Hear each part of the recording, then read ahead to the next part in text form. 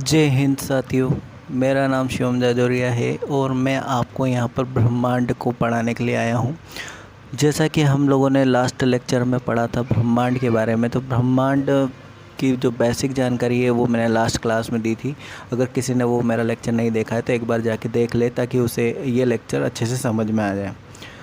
ब्रह्मांड में काफ़ी तारे और सितारे होते हैं, जिनके बारे में मैंने पिछली क्लासेस में सारा कुछ बता दिया है। अब मैं यहाँ पर डायरेक्ट स्टार्ट करने के पहले एक बार चाहूँगा कि आपने अगर इस लेक्चर को या इस क्लास को सब्सक्राइब और शेयर नहीं किया है तो प्लीज़ एक बार सब्सक्राइब और शेयर कर दीजिए, ताकि आप लोगों को आगे भी इससे रिलेटेड जानकारी मिलती रहे।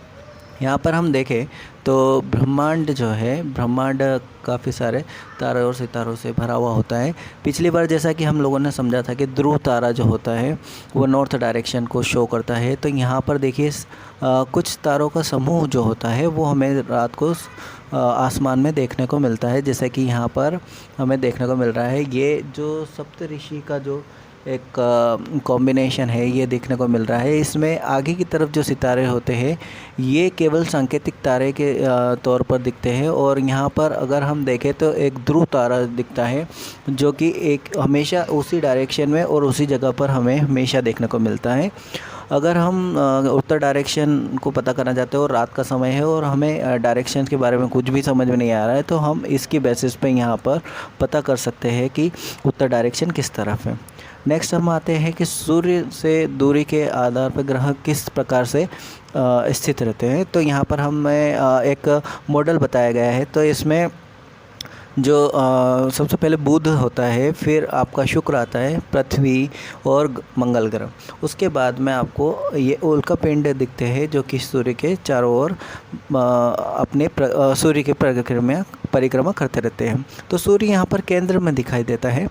और फिर उसके बाद में यहाँ पर आपके बृहस्पति, शनि, अरुण और वरुण होते हैं।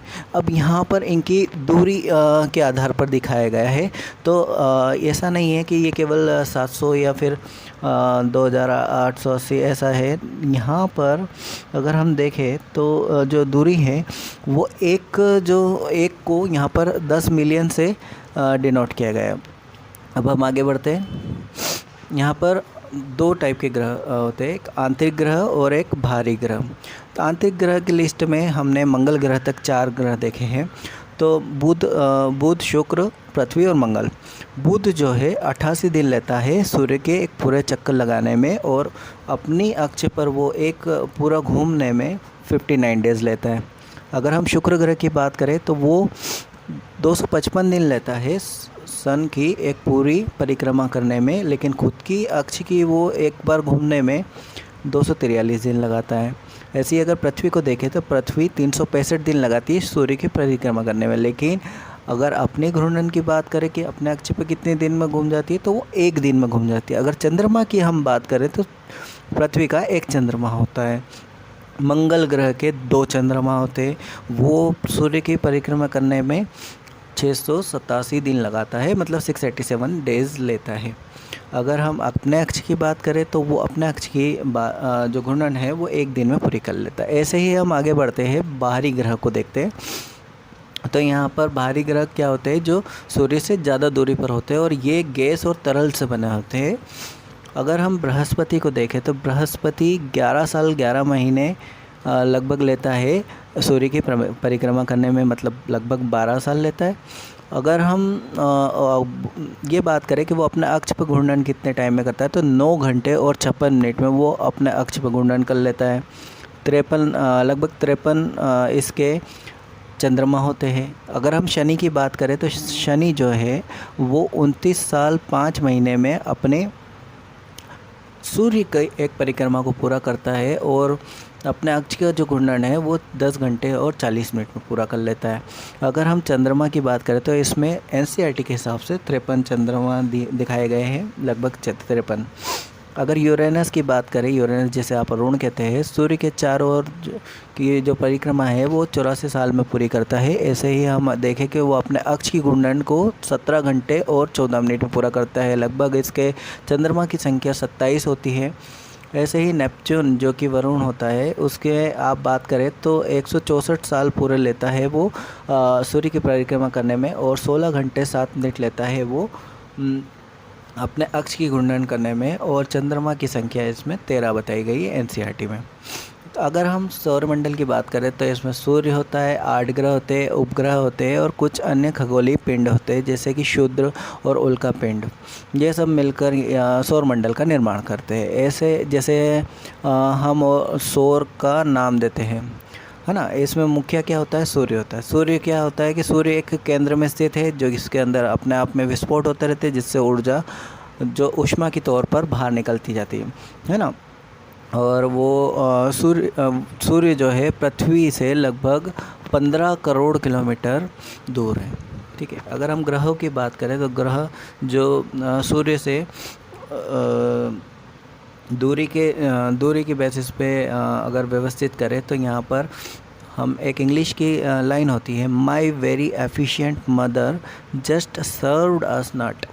माई very efficient mother just serve us nut.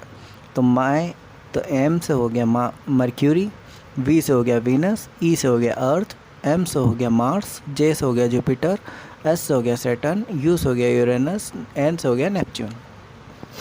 तो यहाँ पर सारे ग्रहों को आप इस तरह से एक इंग्लिश की जो लाइन है उससे आप याद कर सकते हैं। नेक्स्ट हम देखते हैं कि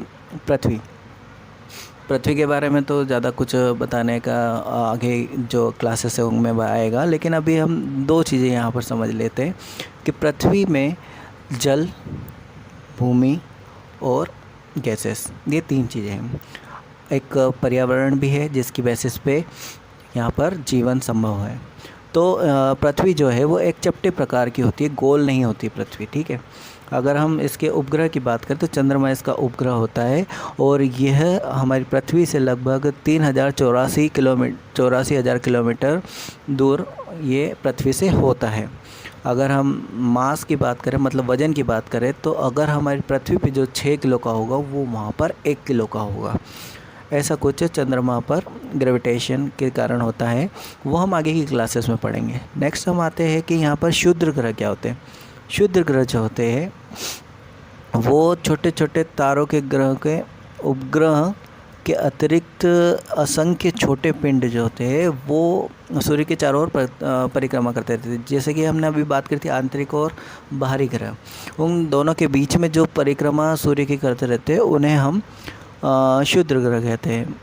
और उल्का पिंड जो होते हैं वो भी सूर्य की परिक्रमा करते रहते हैं, लेकिन उनका एक पर्टिकुलर रीज़न नहीं होता है।